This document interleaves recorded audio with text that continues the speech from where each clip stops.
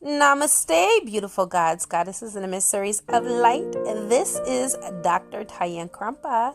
And if you are new to my channel, please like, subscribe, and do not forget to hit that notification bell so you can be updated on my latest and my current videos.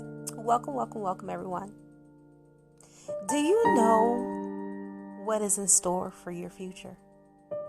Probably not. Because like many of us, we are not privileged to know everything that is in store.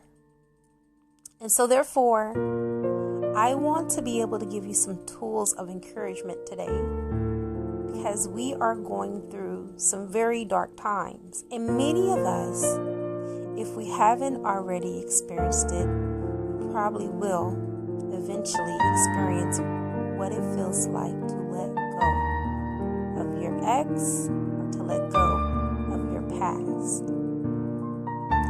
So, I want to start by telling you a story. There were 4 monks that were walking on the long side of the road, and it was a 17-year-old girl with a kimono on, very long, but she had to cross the road, and it was muddy. So the monk picked her up, carried her across, and he set her down, and he continued to walk with the rest of the monks. After 4 or 5 hours of meditation, as they often do, one of the monks came to the other monk and said, "Why did you carry that girl? For you know that you weren't even supposed to touch that young lady. Us monks are not supposed to do things like that." And so the monk replied, "Why are you still carrying that girl? I put her down hours ago." So that monk was basically carrying that impression of what that monk did in his mind, because he couldn't let it go because of the wrong that he associated with what the monk did. But in that monk's mind that carried the lady, he did what he had to do at the time. He did what was best, or what he felt best for the situation. He let it go. This is what I feel like Source is encouraging you through me to tell you. You cannot go back and change anything that you've done in your past. You did the very best that you could, provided the situation that was given to you. If there was anything else that could have been done, it would have already been done. We oftentimes, we like to romanticize the past. We like to go back and replay old failed scenarios and regurgitate how we should have showed up in the situation and what we did to make the situation fail, or what the other person did. Often we blame the other person to fail the relationship. When really, we really need to have faith in God, or source energy, and know that if this person was meant to be a part of our storyline and our narrative now, they would be. If source energy thought that this person was the best suitable person for you in your life, they would be. And the reason why they are no longer a part of your life is because you're not compatible. You're out of alignment with one another. And so now God is redirecting your steps and realigning you with your best life, bringing a love to you that is true. Why would you want to be with someone who never listened to you, who degraded you, who put you down, who left you, who walked away from you and disposed you because in their mind they felt that you were not good enough? Because had they have felt that you were, they would have never walked away in the first place, right? Why would you want to keep reaching out and begging someone to be a part of your life when they've already clearly showed you that you're not worthy to be a part of theirs? You see, we need to start finding the gift in goodbye. If a person removes you from their lives, Thank them because they blessed you with freedom. It is us who want to be self-imprisoned and give our power away by continuously thinking mentally and emotionally about someone who doesn't give a damn about us. We give our own power away and we play victim and we blame that person for what they've done or what they didn't do when really they've served their purpose. They did what they came to do. Did you get the lesson? Because once you receive the lesson, that is when you receive your blessings. I really commend those that take out the time to really heal after a relationship. I had posted in the community section of YouTube, my last relationship. My last relationship was not with my husband. It was with a soulmate that I've learned a lot of lessons with. And I realized that some of the relationship dynamic that I had with my twin played out very heavy in my last relationship with my soulmate to the point where I was ready to let it go. Because I've already learned this lesson with my twin and I didn't have to repeat any cycles because now I have leveled up spiritually and emotionally to where I know what I want. And when I do not see that being given at the table, I know not to stay where I'm not being fed. So I walked away. It was a conscious breakup. This was the first breakup that I've ever had where it was so responsible and mature. We both spoke our feelings and our emotions, and we both agreed that it wasn't a good fit and that we were journeying on, and we still have remained really good friends. But I haven't spoken to him now in about a month because I really had to come to a consensus that although I learned my lesson, if I keep this connection, it's going to make him think that I'm okay with the fact that he didn't step up. And so I have to be true to myself. And sometimes we all have to do this. Sometimes we can't be friends with our exes. And so I had to sever the ties. I had to make a clean break. And I did. I blocked him from here to Czechoslovakia. And I did what was best for me because oftentimes we don't do that. We always try to take the other person's feelings into consideration. And so he called me. He cussed me out because I blocked him. He never cursed at me. He's never cursed at me. But when I blocked him, it triggered him. He told me how he felt about me. And I politely told him, don't ever contact me again. I'm sorry that doing what's best for me wasn't something that was what you felt was best for you. But I have to do what's best for me now. I haven't spoken to him since. And I'm happy.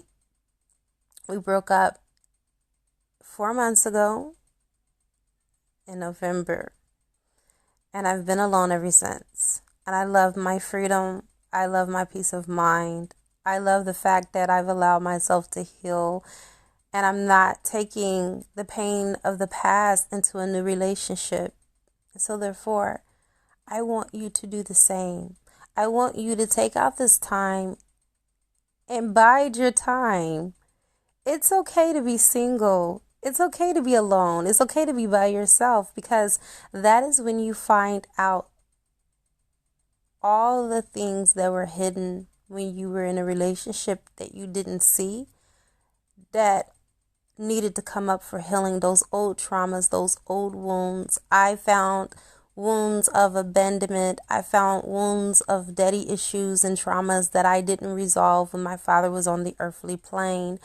I found wounds of my marriage, things that my husband did to me that hurted me that I never confronted him with. All of those things are now being healed. And had I not got into that relationship dynamic, I would have not even known that these things that were laying under the surface even affected me. And then I would have taken this toxicity into a new relationship expecting different results. You can't do that. Einstein said there are two type of destinations. One where we can believe that there are no miracles, and two where we can believe that everything is a miracle. I choose the latter. Everything is a miracle. And I see good in everything, even in the relationships that failed, because you gotta fail in order to succeed. If you don't try, you won't succeed anyway, right? Our relationships, even the ones that we kind of look at as being failures, they're not failures. As long as it served its purpose, it was a win. It was a win all the way across the board, because if you can take a lesson away from any relationship, then that relationship dynamic served its purpose. In order for you to be able to be open for your new love that is awaiting you, you have to be your whole and complete self and prioritize yourself as such and put yourself as number one. All of the love that you poured into that relationship, or all of the love and the begging and the attention and the time and the energy that you put into that person, now it's your time to take and pour it all back into yourself. Make yourself your number one priority. Best revenge is to move on, to level up, live your best life. And in your mind, don't even have any thoughts about them. Have thoughts of your future and what is to unfold, and have faith that God knows how to direct and order your steps, and God knows who is best fitted for you for love. Because if that person for 1 second was remotely the love of your life and the one that God wanted for you, I'm telling you, not even God himself would allow that for that person to walk out of your life, because God knows what's best. And you have to be 100% content and satisfied that you have someone that is much greater than you, that is more loving and more knowing and more knowledgeable about what is best for you than yourself.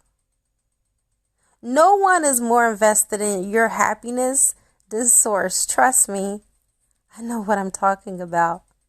We break our own hearts with our expectations of the past, what we think that ought to have happened or should have happened, or the fact that we are trying to force an outcome or make someone see our worth.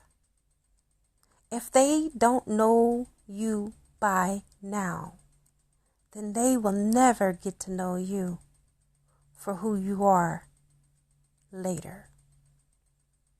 There are often times when our benevolent Mother, Father, God will allow for people to do a re-entry back into our lives, but it's only when this person is in alignment and they have made the necessary steps and changes that